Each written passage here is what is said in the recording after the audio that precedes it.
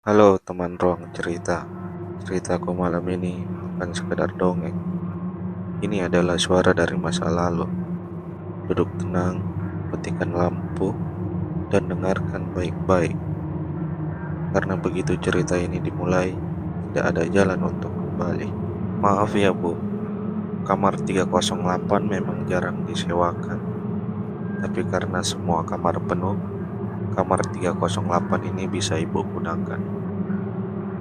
Kalimat itu masih terngiang di kepala Anita saat ia membuka pintu kamar 308 di Hotel Samudra Beach. Angin laut berhembus pelan lewat jendela balkon yang menghadap Samudra Hindia.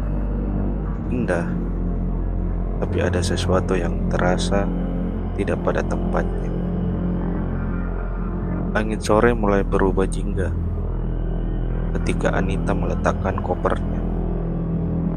Baru saja ia duduk di tepi ranjang, televisi di sudut ruangan menyala sendiri. Layarnya kosong, hanya gema bisikan samar.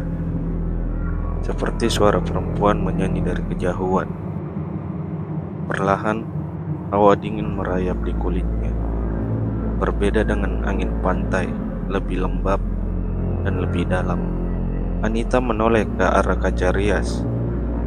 Di sana, seolah ada bayangan berdiri di belakangnya. Padahal kamar itu sepi, ia belum tahu malam ini akan mengubah hidupnya selamanya. Hotel Samudra Beach berdiri megah di tepi selatan Jawa, menghadap langsung gelombang dahsyat Samudra Hindia. Dibangun sejak era Presiden Soekarno, hotel ini memiliki kisah panjang dan beberapa di antaranya tak pernah dimuat di brosur wisata. Lorong-lorong panjangnya sunyi, berlapis karpet merah tua yang mulai pudar. Dindingnya dihiasi lukisan-lukisan laut dan sosok wanita berbaju hijau.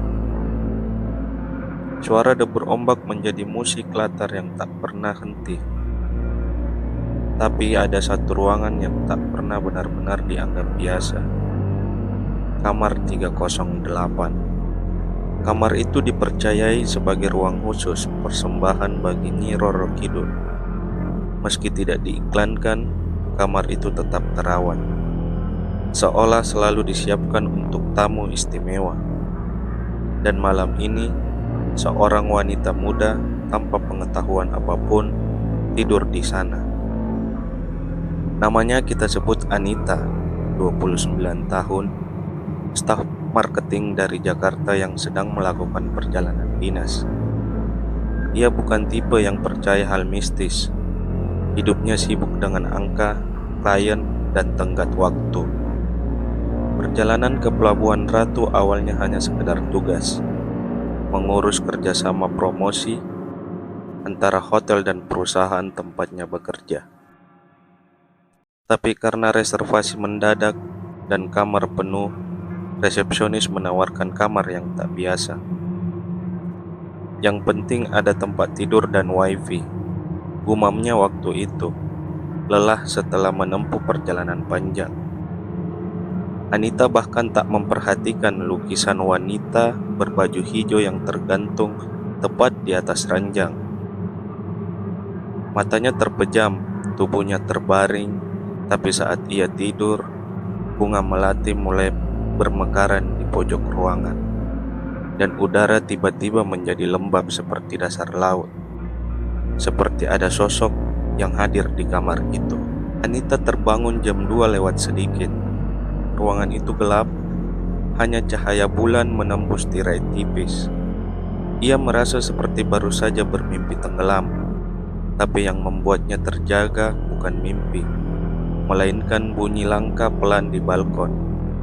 Langkah seperti kaki yang basah. Perlahan, ia bangkit dan mendekat ke jendela. Saat ia membuka tirai, tidak ada siapa-siapa. Balkon kosong, namun lantai basah kuyup, seolah baru saja disiram ombak. Padahal posisi kamar ada di lantai 3. Anita memegang gagang pintu balkon, tapi tangannya terasa lengket. Saat ia melihat ke telapak tangannya, ada butiran pasir halus. Ia menoleh ke lantai dan bulu kuduknya berdiri. Ada jejak kaki menuju ranjang, jejak yang tak mungkin berasal darinya. Di luar, ombak menghantam karang keras, tapi suara lain pun terdengar lirih, nyaris tak terdengar. "Jangan pulang." Suara itu mengendap di telinganya, seperti bisikan yang datang dari balik dinding. Anita mundur perlahan, jantungnya berdegup tak beraturan. Ia menyalakan semua lampu, tapi ruangan itu tetap terasa suram, dingin, dan sunyi. Pagi harinya dengan mata sembab, Anita turun ke lobi dan memberanikan diri bertanya pada resepsionis tentang kamar 308. Gadis muda di meja itu tampak kaku, kemudian menunduk. "Itu kamar khusus, Bu. Tidak sembarang orang bisa tidur di sana." Merasa tak puas, Anita mencoba bertanya pada seorang penjaga tua yang sedang menyapu halaman. Si bapak hanya menatap tajam lalu berbisik, "Semalam kamu memakai baju hijau ya? Kalau benar, kamu sudah memanggil arwahnya." Anita terdiam. Di kopernya ada blus hijau terang yang memang ia pakai saat check-in. Ia mulai merasa ada kejadian yang aneh terjadi pada dirinya. Malam itu, Anita mencoba tidak memikirkan ucapan si bapak tua. Tapi saat ia berbaring, tubuhnya terasa berat dan perlahan kesadarannya hilang. Seakan ia hanyut bersama ombak. Dalam mimpinya, ia berdiri di dasar laut. Sunyi, gelap kebiruan, namun tidak membuatnya takut.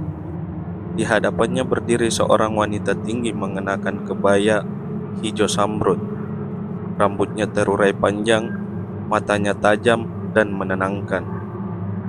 Wanita itu mengulurkan tangan dan berkata lembut, "Sudah lama aku menunggumu."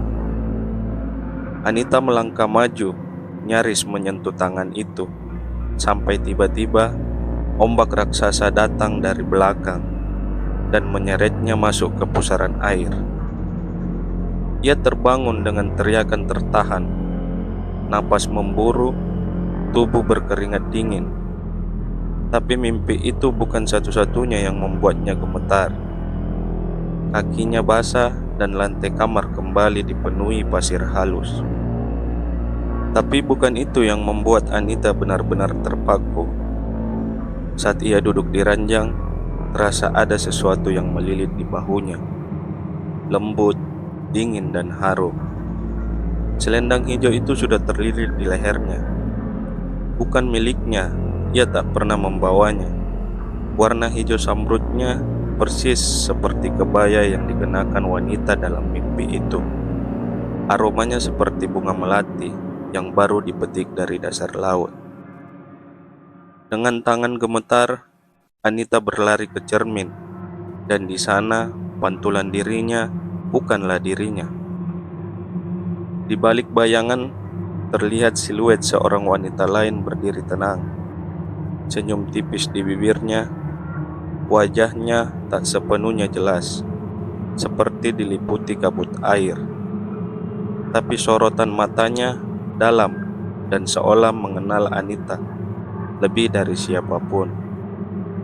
Lalu terdengar lagi bisikan dari sudut ruangan, "Tinggallah selamanya." Bisikan itu tak hanya terdengar di telinga Anita, tapi seolah bergaung di dalam pikirannya. Ia terduduk lemas di lantai. Selendang hijau itu kini melilit lehernya, seperti jaring halus. Tidak mencekik, tapi menahan. Anita panik. Ia berlari ke pintu, tapi tak bisa dibuka. Gagang pintunya dingin seperti logam di bawah laut. Ia menekan bel kamar berulang kali.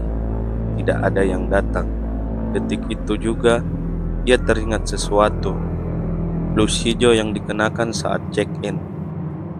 Ia buru-buru mencabutnya dari koper dan melihat lipatan kecil di dalam saku.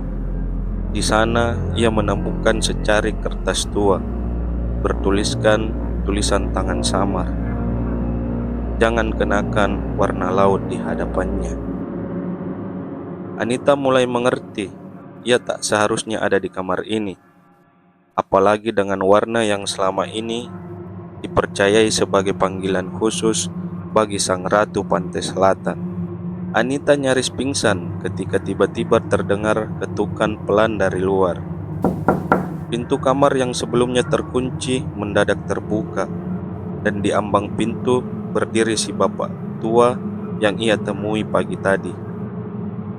Bajunya basah oleh embun laut, tapi wajahnya tenang dan tegas. Tanpa bicara banyak, ia mengeluarkan seutas benang hitam dan kalung kecil dari tempurung kelapa. Pakailah, jangan tanya apa-apa, cepat. Anita memakainya dengan tangan gemetar. Saat kalung itu menyentuh kulitnya, selendang hijau di bahunya melurus sendiri ke lantai, menguap seperti kabut disapu angin. Bapak tua itu menatapnya lirih. Kau beruntung. Kalau semalam kau mengucapkan iya pada bisikan itu, kau tak akan bisa kembali. Ia menunjuk ke lukisan di atas ranjang. Sosok wanita di sana tersenyum lebih lebar dari sebelumnya. Anita menunduk, tak sanggup menatapnya lebih lama. Ia mengepak barangnya secepat mungkin dan meninggalkan kamar 308 tanpa menoleh lagi. Di resepsionis, si bapak tua hanya berkata, "Bilang pada mereka, jangan pernah abaikan warna."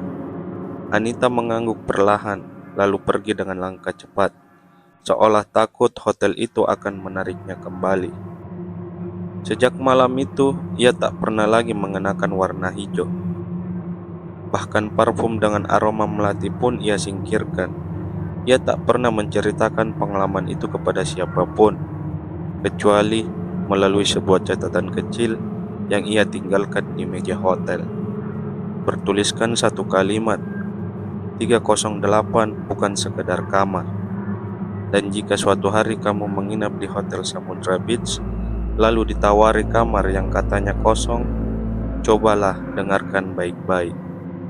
Apakah kamar itu benar-benar kosong atau hanya sedang menunggu giliranmu?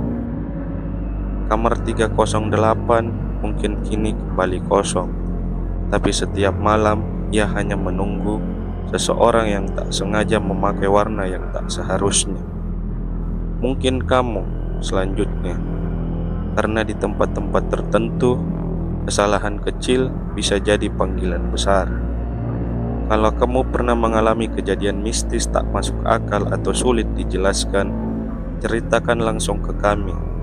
Kirim pengalaman horor nyatamu ke email deskripsi di bawah ini. Kami akan membacakannya di episode spesial Ruang Cerita. Dan ingat, jangan abaikan bisikan. Bisa jadi itu bukan hanya angin malam. Nyalakan lampu kamu kembali, tapi apakah kamu yakin kamu masih sendirian di ruangan itu?